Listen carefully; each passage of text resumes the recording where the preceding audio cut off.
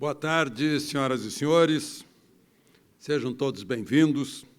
O Instituto Brasileiro de Petróleo, Gás e Biocombustíveis e o jornal digital Poder 360 têm a honra de contar com a presença de vocês hoje para discutir as oportunidades do setor de óleo e gás para o Brasil. Peço aos convidados que, por gentileza, mantenham os celulares desligados ou em modo silencioso, e a qualquer tempo podem acessar o Wi-Fi daqui do Brasília Palace Hotel, vai aparecer Atos Bulcão, e a senha é 0360. 0360, se alguém estiver acompanhando alguma emergência. Bom, como parte do compromisso do IBP, do Poder 360 e do Brasília Palace Hotel, com a segurança de seus convidados, eu reforço que este auditório possui saídas laterais ao longo da parede de vidro. Em caso de emergência, brigadistas e seguranças orientarão a saída de todos. Peço que priorizem o caminho até o gramado, próximo ao Lago Paranoá, como principal rota de fuga e nosso ponto de encontro. Os desafios e as oportunidades do setor de óleo e gás há muito precisam ser discutidos, pois impactam a economia e o desenvolvimento do Brasil. Eu quero agradecer, em nome do IBP e do Poder 360, a presença do ministro de Estado de Minas e Energia, Bento Albuquerque, do deputado federal Cristino Áureo, presidente da Comissão de Minas e Energia da Câmara dos Deputados, na subcomissão de óleo e gás. Também registro a presença do general Santa Rosa aqui na primeira fila. Então, para darmos início aos trabalhos, eu peço a todos que fiquem de pé para a execução do hino nacional.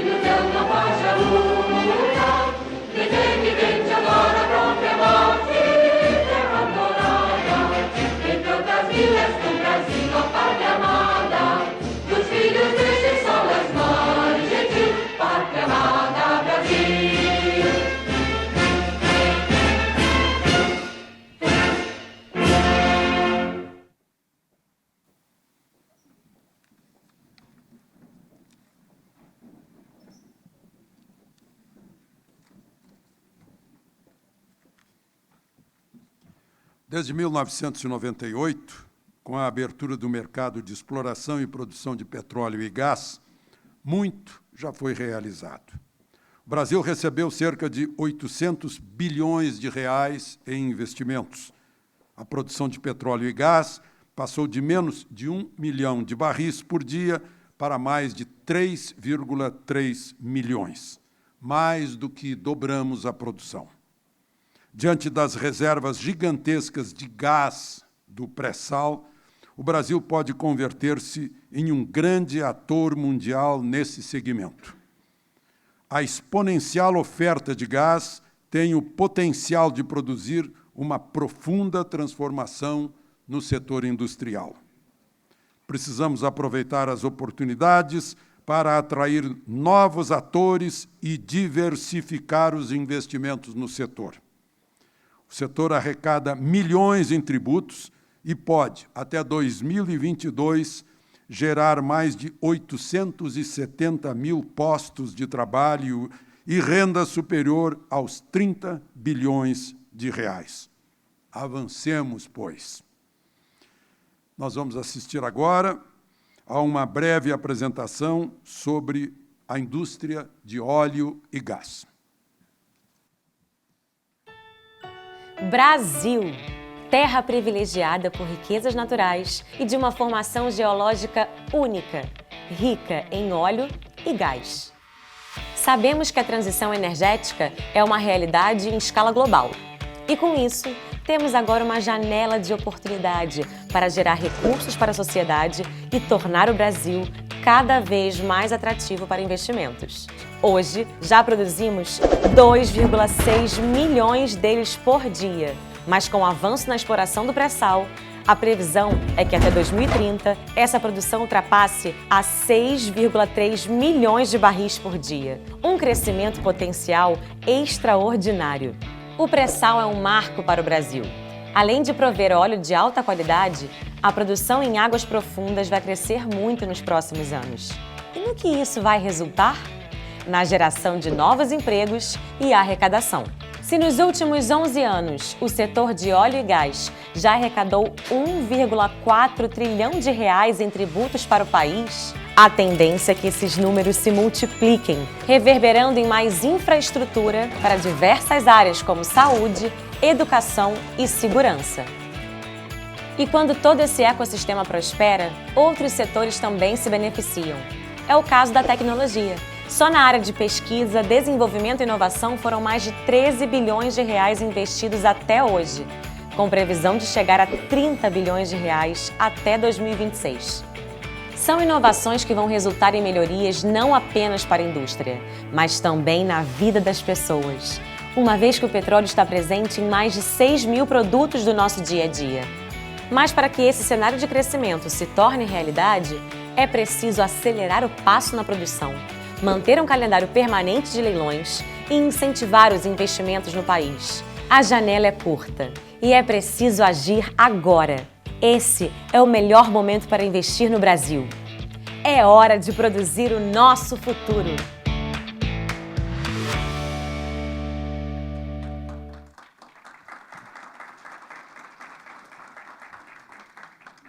Eu registro a presença também do deputado José Medeiros, de Mato Grosso. Bem, eu convido agora o ministro de Estado de Minas e Energia, Bento Albuquerque, a apresentar as novas perspectivas do setor de óleo e gás com a abertura do mercado de gás natural.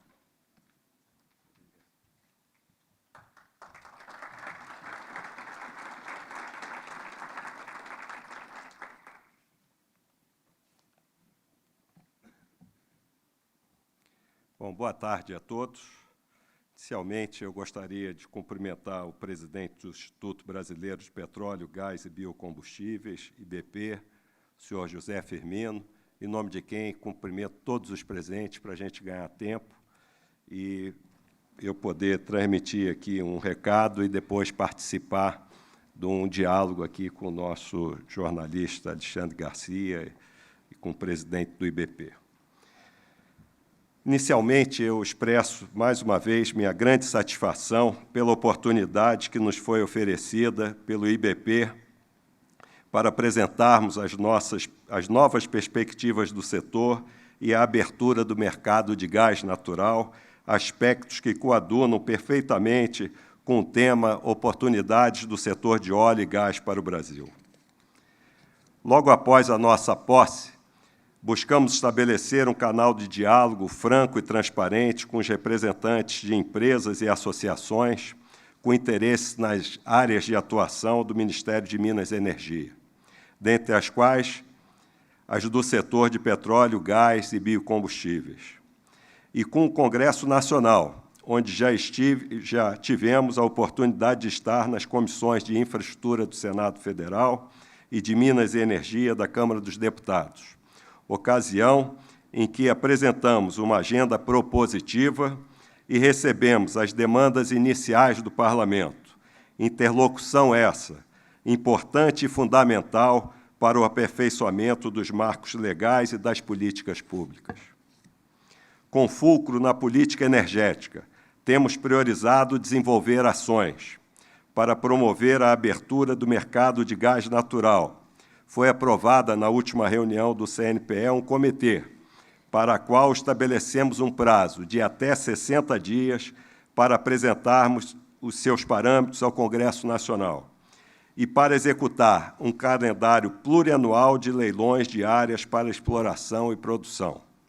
Acrescentam-se os estudos em andamento, que serão apreciados pelo CNPE para o incremento da competitividade e da atração de investimentos nos segmentos de refino e de distribuição, contemplando o crescimento do parque de refino, da logística e, não menos importante, um firme combate a fraudes e sonegação de impostos em áreas localizadas.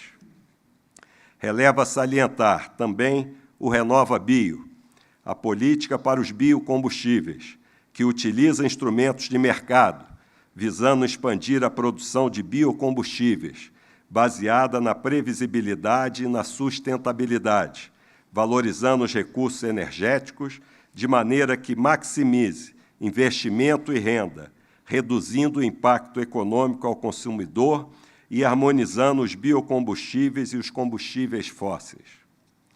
Nesse amplo contexto, julgo bastante propícia a ocasião para tecer algumas considerações.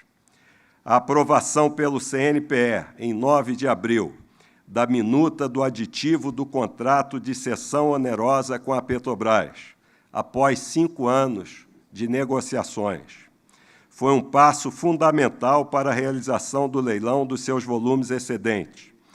O CNPE apreciará amanhã, 17 de abril, os parâmetros técnicos e econômicos para a realização do certame com os volumes excedentes, com previsão para 28 de outubro, véspera da abertura da Offshore Technology Conference, OTC Brasil, organizada pelo IBP. Não por acaso, né? Estamos nos empenhando para propiciar um ambiente de confiança e transparência, com o propósito de garantir competitividade para os leilões programados, especialmente para o relativo à cessão onerosa, o qual deverá atrair o interesse das empresas de petróleo de diversas partes do mundo, em razão das grandes dimensões, da altíssima produtividade e do baixo risco envolvido. Neste ano, teremos ainda a realização da 6ª rodada de partilha de produção e da 16ª rodada de licitações de blocos exploratórios, na modalidade concessão, cujos editais foram publicados pela ANP, Agência Nacional de Petróleo, Gás Natural e Biocombustíveis, além dos blocos disponíveis para o sistema de oferta permanente desta agência. Essa programação favorecerá também o setor de serviços de aquisição de dados, como a sísmica, acelerando a atividade de exploração e diminuindo o risco para os empreendedores. Com essas licitações em curso e as licitações programadas para os anos de 2020 e 2021, estaremos atendendo a uma demanda do setor, com relação à previsibilidade de oferta de blocos. Tal planejamento, certamente, contribuirá para a consolidação da presença das empresas petrolíferas no país, atraindo investimentos e gerando emprego e renda. Quanto ao gás natural, estamos diante de uma rara oportunidade para revolucionar o setor. É prioritário criar um ambiente de mercado que favoreça a competição, os investimentos nacionais e estrangeiros e a redução dos preços. Estes são os propósitos do programa, em vias de ser lançado, intitulado Novo Mercado de Gás, fundamentado em 4 pilares: promoção da concorrência, integração do gás com os setores elétrico e industrial, harmonização das regulações estaduais e federais e remoção de barreiras tributárias. Finalizando as minhas palavras, reafirmo que buscaremos enfrentar todos os desafios, atuais e aqueles que estão por vir, com ações condizentes com as orientações do presidente Bolsonaro, em harmonia com o Congresso Nacional e com os demais atores partícipes, em estreita consonância com as orientações emanadas pelos órgãos de controle, em especial o Tribunal de Contas da União.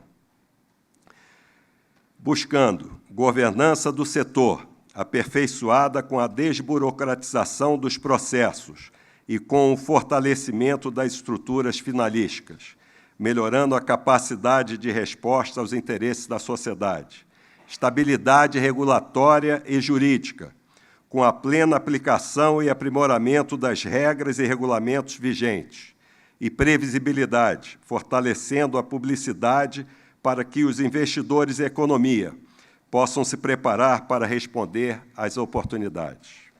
Dessa forma, e sempre em nome do interesse público, reforço o convite para que os associados ao IBP possam investir cada vez mais, para que o país fortaleça suas capacidades e para que possamos abrir um novo capítulo de prosperidade em nossa história. E agradeço a confiança depositada, traduzida pela estimativa de investimentos da ordem de 1,4 trilhão de reais nesses setores nos próximos 10 anos. Muito obrigado.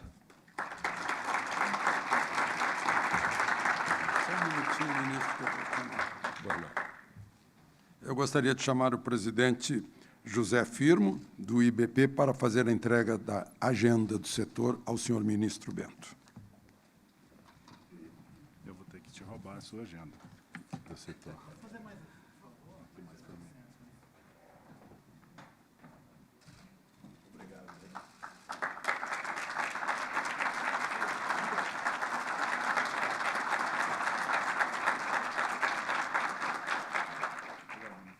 Espero que, de certa forma, já tenha demonstrado o nosso compromisso com a agenda, com a minha fala. Agora, obrigado, ministro. Isso, tá bom. Eu sento aqui. Bem, eu passo o microfone, então, ao presidente do IBP, senhor José Firmo, para a palestra sobre os benefícios da indústria de óleo e gás para o Brasil.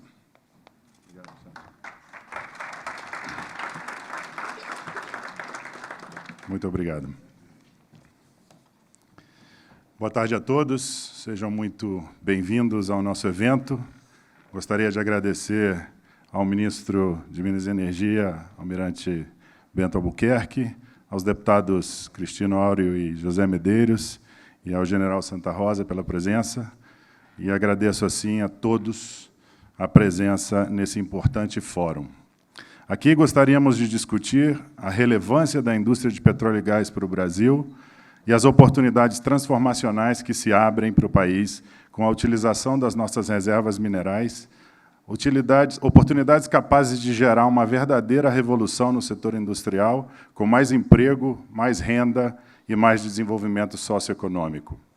Gostaria apenas de fazer um breve contexto sobre o IBP, que foi fundado em 1957 e representa o nosso setor, gerando conhecimento sobre a indústria de óleo e gás para seus associados e toda a sociedade. Em uma rápida retrospectiva para o país, a nossa indústria avançou nesses últimos 20 anos de abertura do setor de óleo e gás. Desde 1998, muito foi realizado.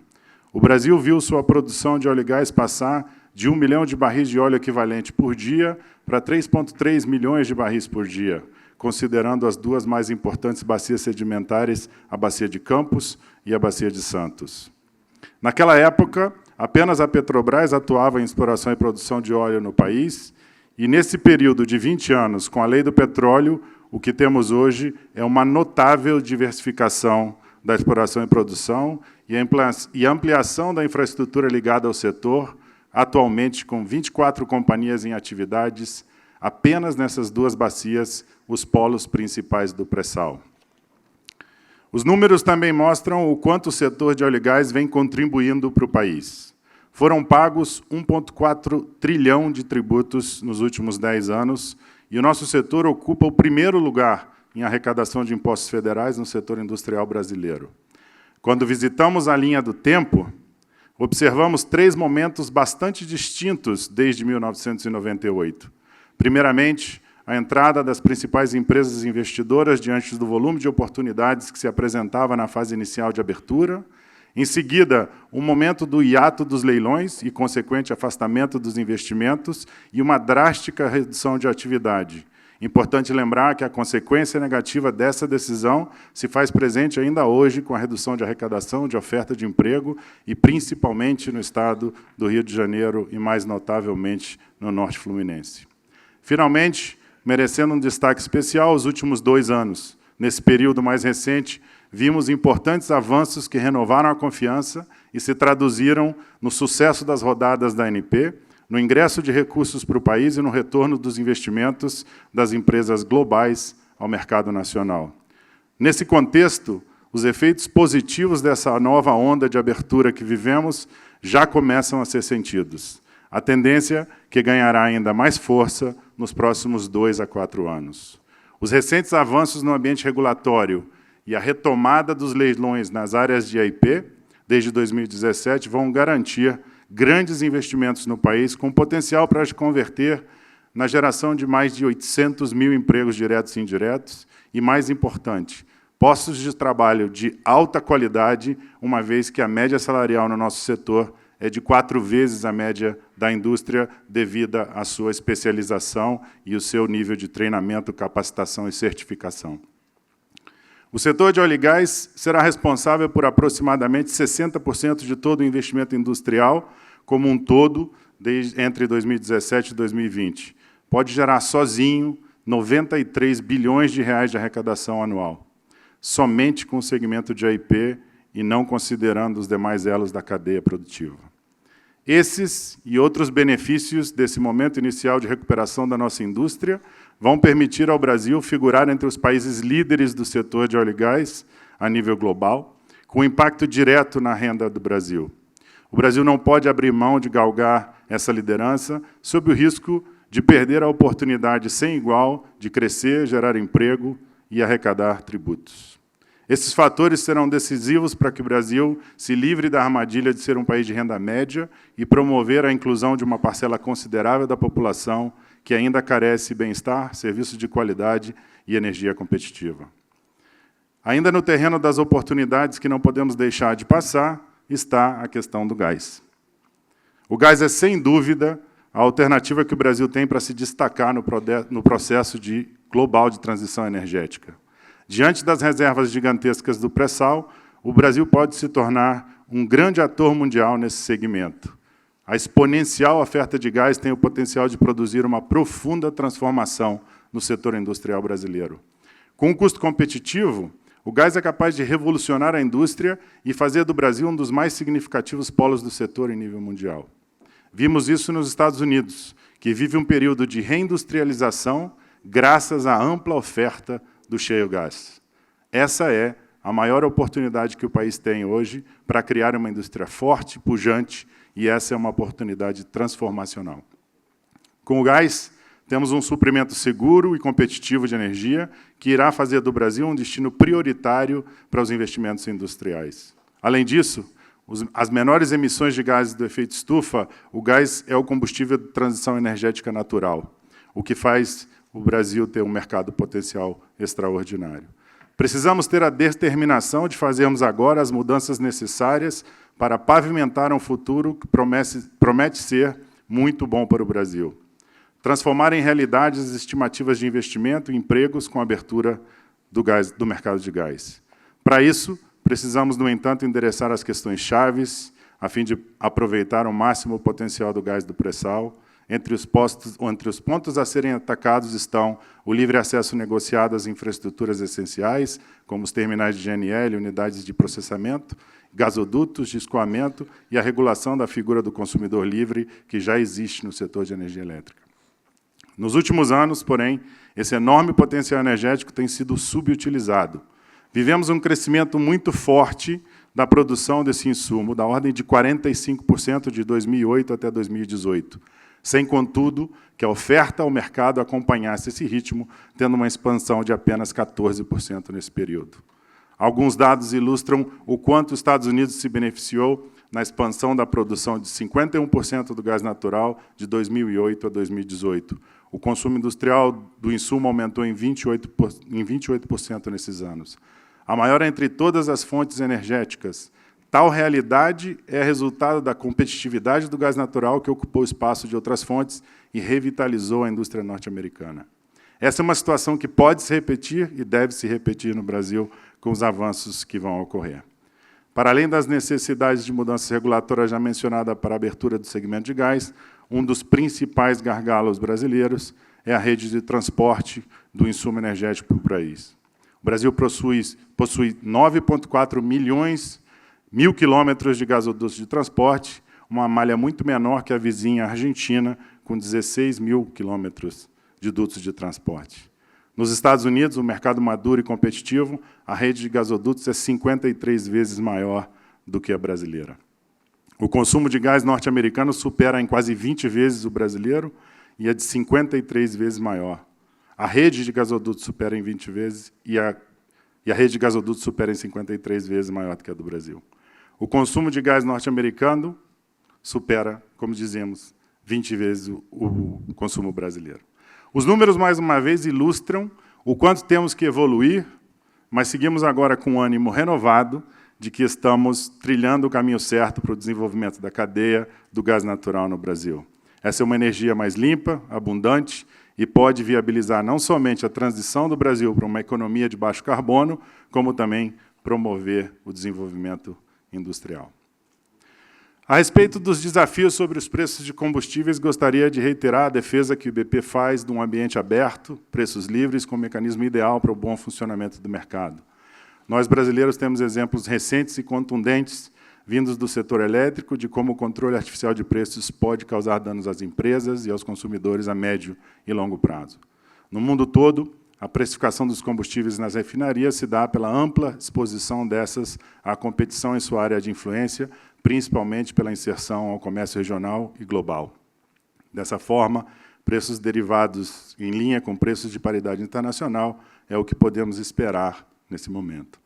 Todavia, entendemos muito bem que o assunto tem implicações muito complexas e que a implementação pragmática do livre mercado deve ser feita de maneira que toda a nação brasileira e todos os consumidores entendam de forma definitiva o funcionamento das regras e de uma indústria de commodities globalizada. Na realidade, somente teremos uma solução para esse complexo problema quando atingirmos um processo de abertura no refino que permita os agentes trabalharem em livre concorrência nos modelos já atingidos na exploração e produção. Dessa forma, os preços da Petrobras passarão a ser somente um componente a mais na formação dos preços de combustíveis, assegurando preços competitivos e melhor entendimento e aceitação por parte dos consumidores. Para concluir, quero cumprimentar o deputado Cristino Áureo pela iniciativa de idealizar e colocar em prática a Frente Parlamentar para o Desenvolvimento Sustentável do Petróleo, setores que podem tanto contribuir para o Brasil.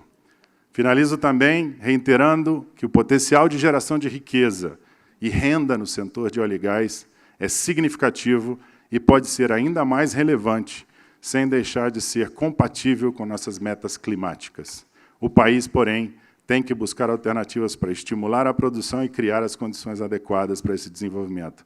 Essa é uma realidade e o Brasil já está nessa rota para repetir o êxito que teve nesse campo nos últimos anos. Muito obrigado a todos os presentes que nos acompanharam aqui e na transmissão ao vivo via internet.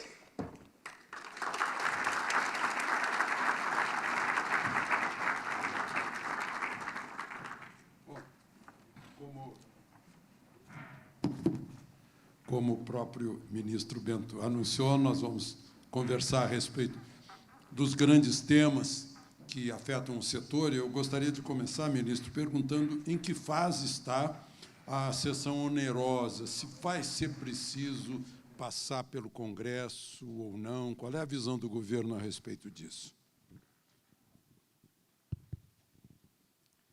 A visão do governo é bem clara. No que diz respeito ao leilão da sessão onerosa, nós entendemos que a lei de 2010 dá todo o respaldo para que esse leilão seja autorizado pelo CNPE, como já o foi, para ser realizado no final do ano. A lei é bem clara nisso, diz que prevê a renegociação do contrato com a Petrobras, o que foi feito, depois de 5 anos de discussões, como eu disse aqui na minha fala, e, dessa forma, o leilão será realizado. Eu vi há pouco que o líder da oposição no Senado está entrando na primeira instância, pedindo que haja a tramitação pelo Congresso, e fala-se até em emenda constitucional. Eu acho que tem que haver um entendimento em qual contexto o líder está colocando isso, como outras manifestações também políticas já ocorreram. Eu até tomei a liberdade de pegar aqui um subsídio da lei. A lei é a Lei 12.276, de 2010, que criou a sessão onerosa. No seu artigo 2º, diz o seguinte: o contrato que formalizará a sessão onerosa deverá conter 5. As condições para a realização de sua revisão, considerando-se preço de mercado e especificação do produto da lavra. Parágrafo único. O contrato e sua revisão deverão ser submetidos à prévia apreciação do CNPE. É isso que está sendo feito. Então, é dentro desse contexto que vai ser realizado o leilão da sessão onerosa. Agora, eu não sei, essas lideranças políticas, em que contexto eles estão colocando, se é referente à partilha dos valores, eu não sei. O presidente Firmo quer fazer alguma observação sobre isso? Não. Bom, outra pergunta, se o governo também estuda uma abertura do segmento de refino. Estuda, eu também pude, de certa forma, aqui mencionar isso na minha fala. Isso é importante, essa questão do refino. Hoje, nós, eu diria que paramos no tempo. Acho que temos cerca de 10 refinarias, 10, 11, 12 refinarias no país. Exportamos petróleo e importamos refinados. Então, numa proporção que é mais ou menos de 2 para 1. Exportamos 2 e importamos 1 de refinados. Eu acho que a gente tem que proporcionar que o mercado ele seja mais competitivo, e que novos investimentos sejam feitos na área de refino. A gente já tem que lidar com o cartel da OPEP, ter um cartel aqui dentro não fica bem. Bom, e quais seriam as medidas necessárias para a abertura do mercado de gás natural? Bom, as medidas... nós aqui não estamos, de certa forma, apresentando nada de novo. De novo mesmo, só o nome, Novo Mercado de Gás. Porque ideias vindas do próprio IBP, vindas do Parlamento, isso tem sido discutido, e eu tive a oportunidade, na Comissão de Minas e Energia, me comprometer também de, em 2 meses, voltar à comissão para apresentar os nossos estudos esses que foram formalizados, não iniciados, porque já iniciaram, já tem tempo, mas foi formalizado na última reunião do CNPE, em que foi instituído o comitê formal, em que tem o concurso de alguns ministérios, mas os órgãos, no caso a ANP e outros, para que a gente possa propor, apresentar. Algumas coisas serão através de normas infralegais, outras, certamente, terão que passar pelo Congresso, mas isso, num diálogo e de forma bastante transparente, eu acho que nós, finalmente, em muito pouco tempo, vamos ter o gás, como foi dito aqui pelo presidente do IBP, fazendo parte da nossa matriz energética, né? Matriz energética essa que é importante que se diga, a transição energética no nosso país começou há 40 anos atrás, quando a maior parte do mundo hoje é que está se voltando um pouco mais para isso. Mas isso aí nós somos até um exemplo. E como somos exemplo, temos que dar bons exemplos, é o que nós vamos fazer agora. Presidente Firmo. Acrescentando um pouco aí a resposta do gás, eu acho que fundamental, os últimos 2 anos foram 2 anos de muita discussão. Houveram estudos e discussão com todos os agentes da cadeia a respeito dos grandes desafios que existem. A oportunidade do gás é extraordinária, o desafio para poder abrir esse mercado e criar um mercado pujante de gás tem sido discutido de forma extensa com o IBP. O IBP criou uma secretaria exclusiva de gás justamente para poder participar. Não gostou de mim, não.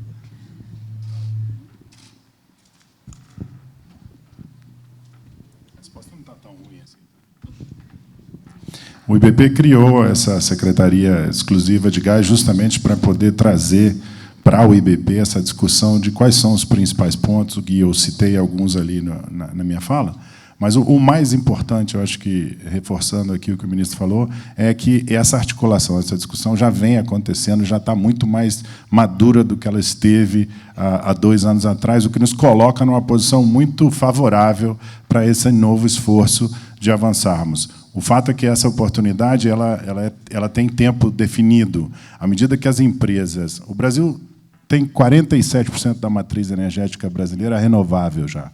Então, ele já é campeão mundial em matriz renovável. Melhor do que qualquer outro país de economia grande. Muito maior do que os Estados Unidos, muito maior do que a Europa, muito maior do que os países já desenvolvidos. Nós temos esse benefício. Então, nós precisamos pegar esse gás que temos de disponibilidade e inseri-lo nessa matriz para o futuro e de forma a criar competitividade. Essa é a nossa oportunidade. O que acontece é que os projetos de produção, porque o nosso gás ele vem basicamente da produção de petróleo. Nós temos os projetos grandes que vão produzir gás no futuro, são gás associado, gás que vem junto com a produção de petróleo. E essa abertura do EIP vai criar a grande aumento de produção de petróleo e, consequentemente, grande aumento de produção de gás. Essa é a nossa oportunidade, até que esses projetos sejam definidos de como vamos escoar esse gás para poder tirar máximo desenvolvimento dele. Ministro, o presidente acabou de falar sobre competitividade, né? Que medidas a gente espera ter para aproveitar a melhoria de competitividade no setor de óleo e gás nesse momento de transição aí para uma economia de baixo carbono? A competitividade ela vem de, primeiro, uma vontade política, que eu acredito que exista e está demonstrada já, porque o ordenamento jurídico já permite isso. A própria lei de 1997, que entrou em vigor num período de transição em 2002, ela já acabou com o monopólio do petróleo, mas a gente continua praticando o monopólio. Então, eu acho que falta é vontade política, vontade dos atores, vontade dos empreendedores, e eu vejo que nós estamos vivendo um momento muito favorável para isso. Há um otimismo grande com o país, eu tenho observado isso não só internamente, mas também nas viagens internacionais que eu já fiz. Eu fiz 2 viagens internacionais e recebi muitas pessoas aqui também, de fora, no Brasil. Eu vejo uma vontade muito grande, eu vejo capital para investir. O que nós temos que fazer é isso, aliar a vontade com o que o ordenamento jurídico que já nos respalda e pronto, e realizar. Passando a reforma da Previdência, vai vir capital e muito, né? Agora, essa política de preços de petróleo e derivados, a gente vai continuar seguindo os padrões internacionais, como o senhor falou, né? A gente acabou com o monopólio, mas não houve vontade de praticar. É uma questão de prática, né? De pôr mãos à obra. Eu acho que não são as práticas internacionais, é aquilo que a própria legislação nacional já prevê. O mercado é livre, e eu tive a oportunidade de colocar isso na nota do Ministério de Minas e Energia, que foi publicado na sexta-feira à noite, né, no que diz respeito à Petrobras. O mercado é livre, e é assim que continuará sendo, até que mude. Pois é, a propósito, o senhor vai sair daqui a pouco, tem um compromisso 4h30 com o presidente e uma reunião de governo sobre esse assunto. O senhor podia antecipar alguma coisa para a gente aqui sobre o que vai ser discutido? Eu até posso, mas vou ter que eliminá-lo, né?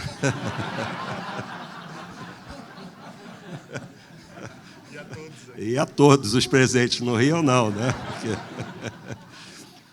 Não, mas essa reunião é uma reunião que já estava agendada desde a semana passada e é fruto, a meu ver, de uma posição muito clara que o presidente Bolsonaro já colocou. Quando ocorreu aquele anúncio do aumento do diesel. Aumento recordista. Esse aumento recordista, aí a gente tem que ver o contexto também, né, que ele foi colocado. Eu acho que, a meu ver, houve um erro de comunicação, né, na apresentação desse índice, né, de 5,74, se eu não me engano, e por contingências, eu estava voando para Roraima, para cumprir uma agenda em Roraima, né, e quando posei em Manaus, é que eu comecei a receber as informações, né, e eu entendo que o presidente, não estando informado e não tendo as pessoas para informá-lo exatamente daquilo que estava ocorrendo, ele pediu esclarecimentos, e é isso que nós vamos prestar a ele daqui a alguns minutos. O senhor falou em Roraima, né? Roraima está pertinho da Guiana, onde já tem um projeto de produção de energia hidrelétrica já há tempo que não se põe em prática. Roraima está meio isolado lá ainda, agora vem o Linhão. Mas o senhor tem alguma novidade de lá? A novidade de lá é que nós vamos realizar um leilão, agora, se eu não me engano, no dia 31 de maio, né, em que será um leilão de energia renováveis para Roraima, né, que vai praticamente... Está aqui o presidente da empresa de pesquisa energética, da EPE, o doutor Tiago Barral, que vai praticamente dobrar a disponibilidade de energia que já existe em Roraima. E também, recentemente, a nossa empresa de pesquisa energética esteve em Roraima já aventando exatamente essas possibilidades de utilizar recursos hidráulicos para que, efetivamente, Roraima não só tenha a segurança energética que a maioria ou a totalidade dos estados brasileiros tem, exceto Roraima, mas também possa ter outras alternativas, que isso, efetivamente, é que se traduz em segurança energética. Muito obrigado, ministro. Eu queria registrar a presença do deputado federal Carlos Henrique Gaguin, do DEM de Tocantins, e, sobretudo, da chegada do presidente do TCU, ministro José Mussi. Por favor, junte-se a nós aqui.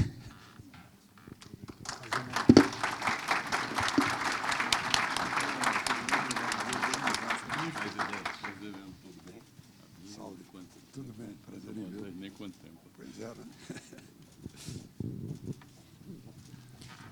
Ministro, quando o senhor... Não é por causa da chegada do presidente do TCU, mas o ministro tem um compromisso agora no Palácio do Planalto com o presidente da República.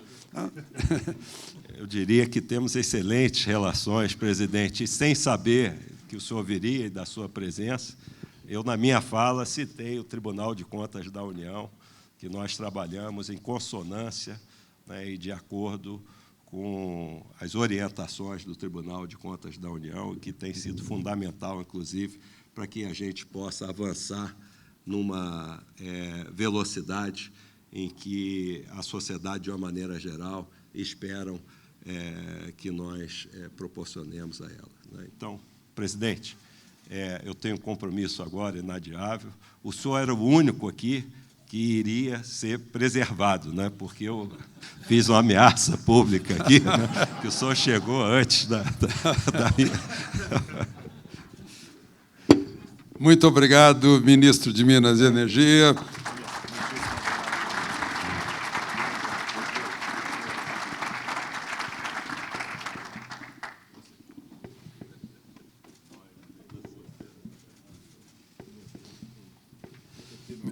Ministro Amúcio, o senhor chegou agora e já vai receber o microfone. A gente estava preocupado aqui com a questão da sessão onerosa, se basta o TCU examinar o assunto que já está previsto em lei, se haveria necessidade de passar pelo Congresso.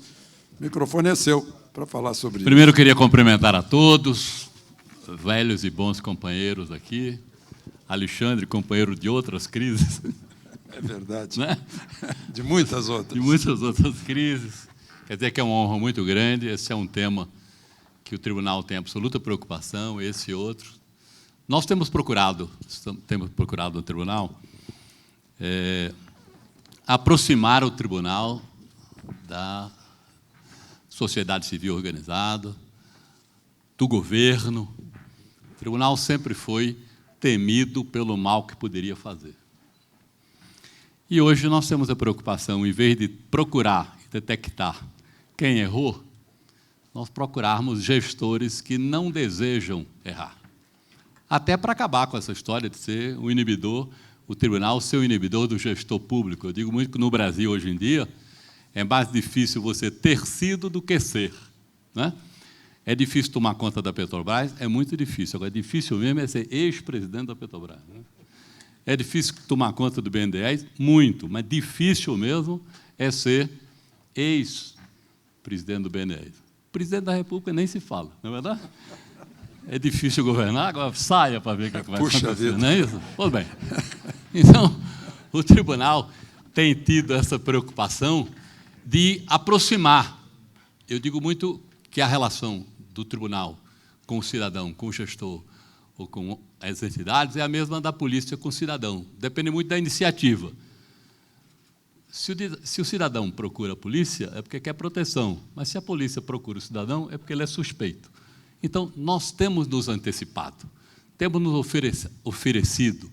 Neste governo, nós conversamos com todos os ministros. Faltava hoje, por isso que cheguei um pouco atrasado, o presidente do Banco Central, dizendo exatamente disto. Nós não somos fazedores de leis, e vou entrar nesse assunto, nós não podemos legislar. Com essa absoluta insegurança jurídica que existe para fazer negócios no Brasil, o tribunal tem sido convocado muitas vezes, ou procurado muitas vezes, para ser o avalista das operações. O que é que vocês acham? A gente não pode nem falar, porque o tribunal achou isso, e está lá a gente de testemunha de acusação ou defesa. Na realidade, algumas responsabilidades que são do legislativo, por conta dessas questões políticas, dessas demandas políticas, o tribunal tem sido instado, provocado ou convocado para se antecipar e dar sua opinião. Nessa questão específica da sessão onerosa, nós não podemos inventar leis.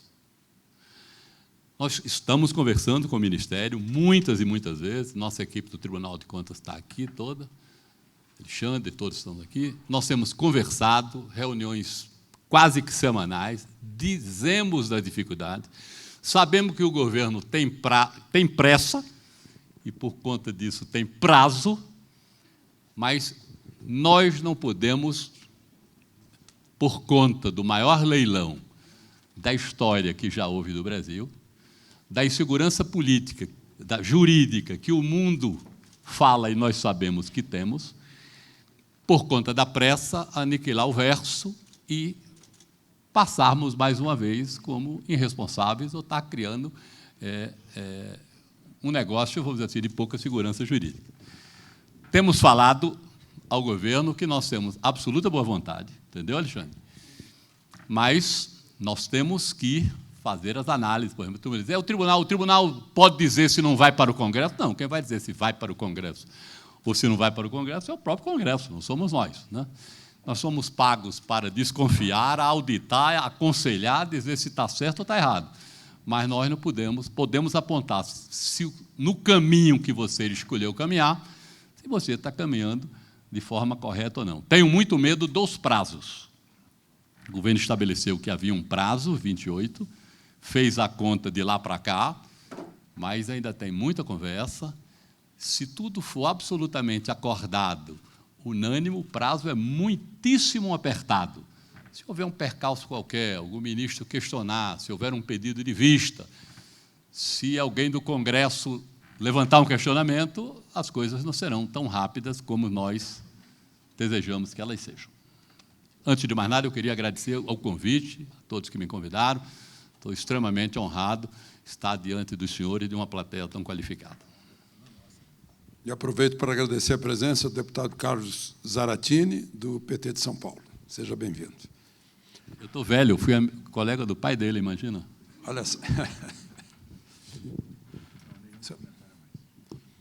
Pois então, ministro, o senhor nos explicou aqui para a gente que o Tribunal de Contas está orientando, né, as autoridades do Poder Executivo para que sigam sem temor, né, aprendendo os trâmites todos, para que não haja problemas depois para os ex, né, depois que saíram.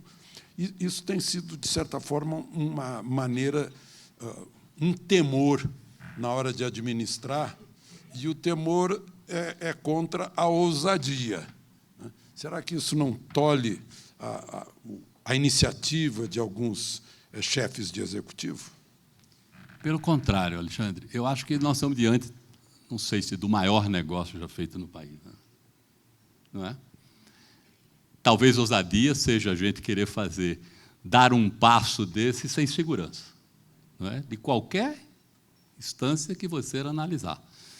Eu acho que cabe ao tribunal a responsabilidade, vamos dizer, de cumprir dentro do que a lei já nos determina, porque quem faz a lei as leis não somos nós, é o legislativo, se isso está correto ou errado.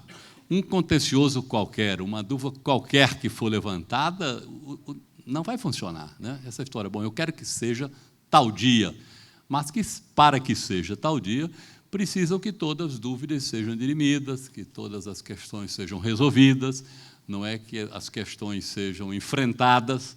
Os prazos, por exemplo, nós temos muitas demandas, muitas coisas que nós pedimos ao Ministério da Economia, ao Tribunal de Contas, que ainda não chegaram. Não, o tribunal está muito cordato em ajudar, evidentemente, mas sempre dentro da lei, né? Nós não podemos avalizar o que não pode ser. O senhor reconhece a impressão internacional, o senhor acabou de dizer isso, da insegurança jurídica. O ministro Paulo Guedes é muito preocupado com isso também, né? O senhor disse que já falou com todos os ministros. Na conversa com Paulo Guedes, esse tema foi abordado? Olha, eu gosto muito de Paulo Guedes, né?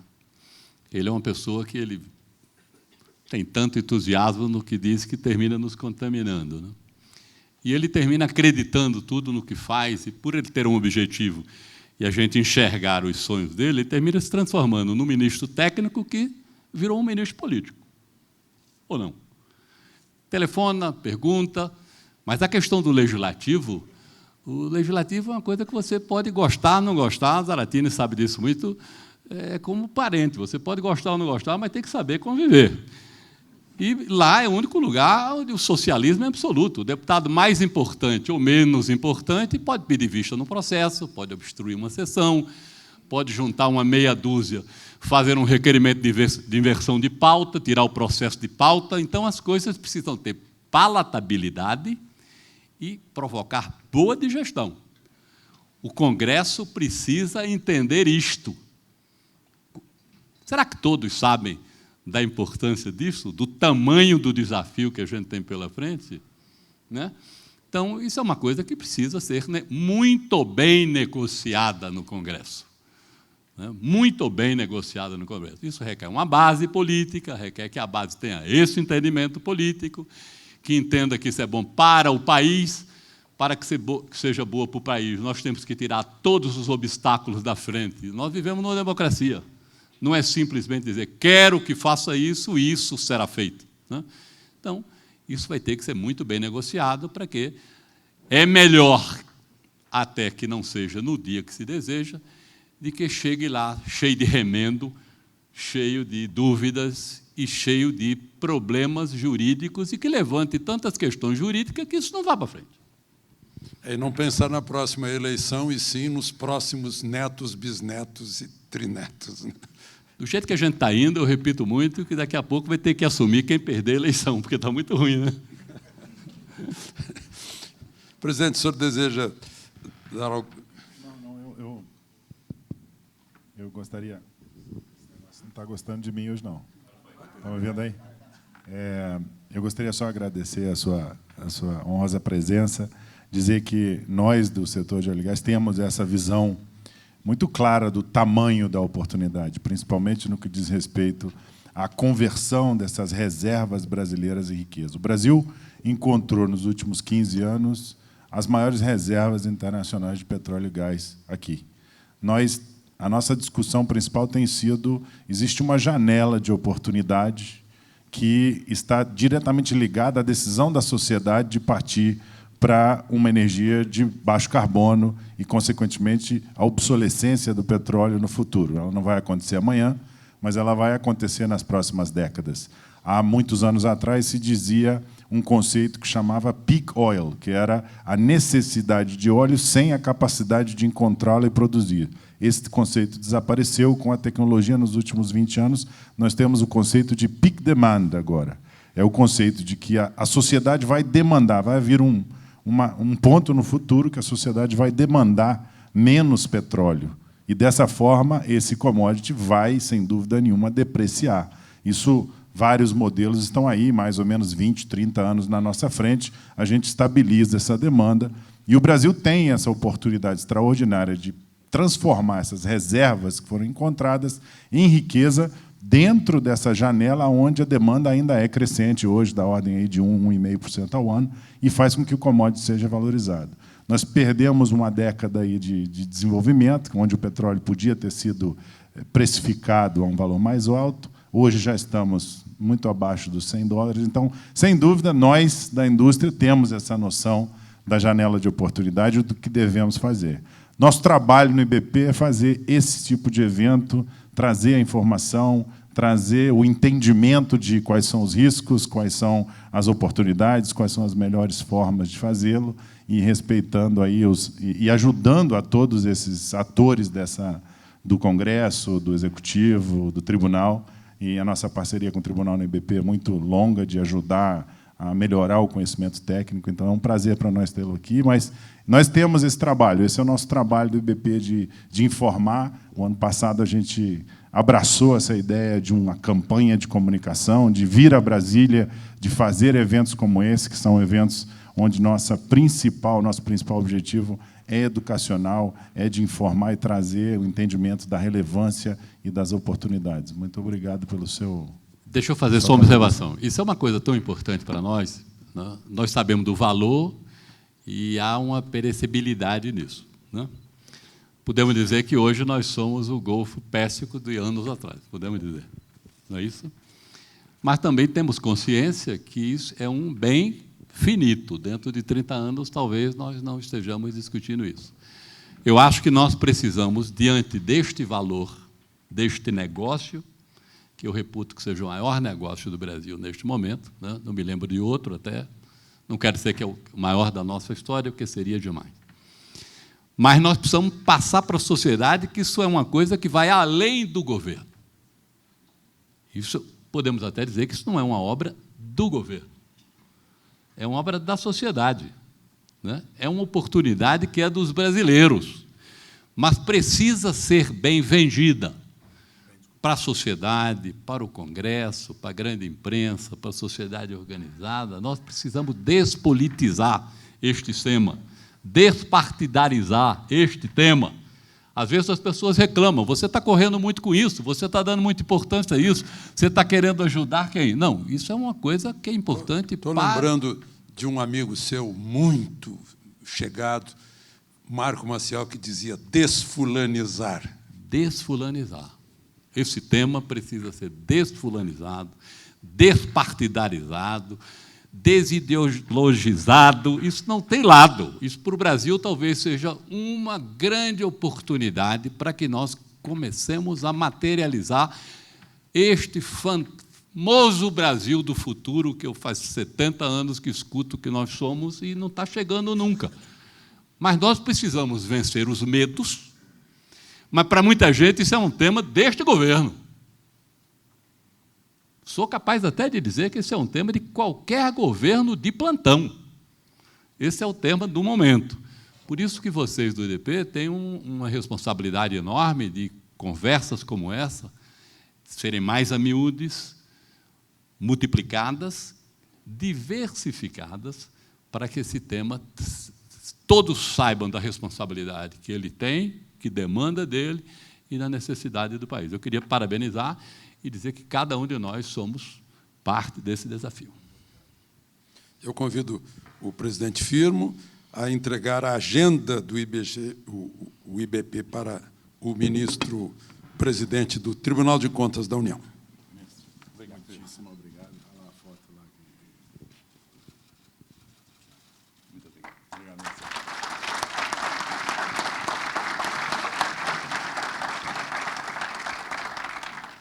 Bom, então, com essa discussão, a gente encerra essa parte dos trabalhos e o Instituto Brasileiro de Petróleo, Gás e Biocombustíveis e o Poder 360 seguem juntos em busca de mais oportunidades para um dos setores mais produtivos do país. Estão todos convidados para um café de confraternização no jardim aqui ao lado. Muito obrigado. Eu vou fazer uma de tirar uma foto.